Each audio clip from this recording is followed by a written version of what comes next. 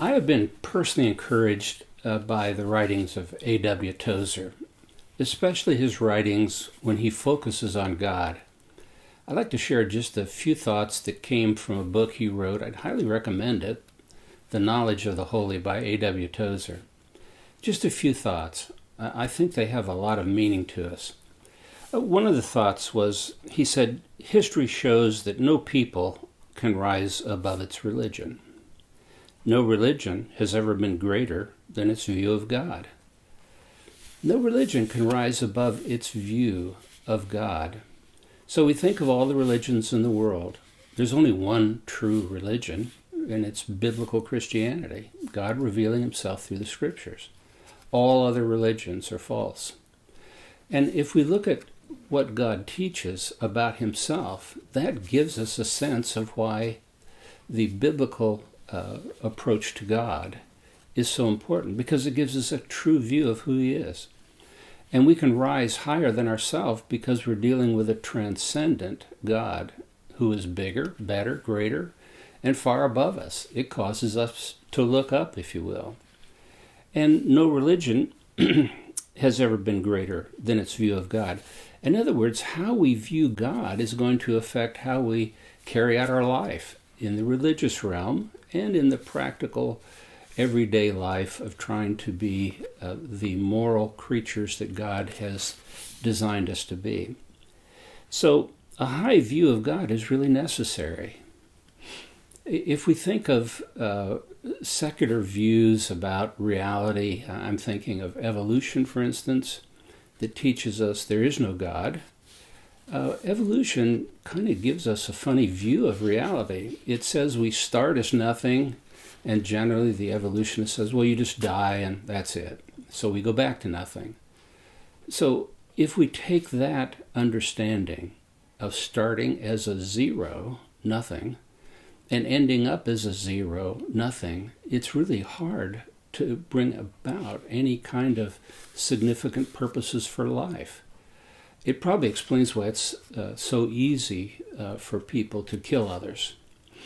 I'm thinking of abortion, the murder of unborn babies. I'm thinking of euthanasia and other systems to control population, and so on and so forth. But if we have a close connection with God, all of a sudden we realize we have transcendent purposes, noble purposes that can only be defined by him. And that's what our heart really needs, a clear view of who we are because we know who God is. So, if I want a high view of God, which is absolutely necessary, then I can only probably see that through his attributes. So our friend Tozer is encouraging us to study the attributes of God. The attributes are just simply, well, who is he? What is he like? How do we define him? And as we look at those attributes and acquire a high view of God, suddenly we have a correct view of ourselves. Do our thoughts of him do him justice? Is he a small God in our sight? Is he an impotent God? Is he limited? Because sometimes we feel like, God, you can't help me. I keep crying to you and nothing seems to happen. No, God is not impotent. He is omnipotent. He is all-powerful. That's why it's important for us to know these attributes. It's a corrective for all bad decision-making in our lives. It's a corrective for defining our purposes and our daily routines. And it's all ours if we take the time to study his attributes. Do our thoughts of God correspond with the scriptures? It's difficult to think beyond our finite limitations, because when we think of God, we're thinking about things that are above us, beyond us, that are different than us. But oh, how important it is to pursue them. As created beings, we're obliged to know, love, and worship God. But questions arise. Well, who is this God we worship? What is he like in himself as he reveals himself? How can I, a fallen being, approach him? How do I please him?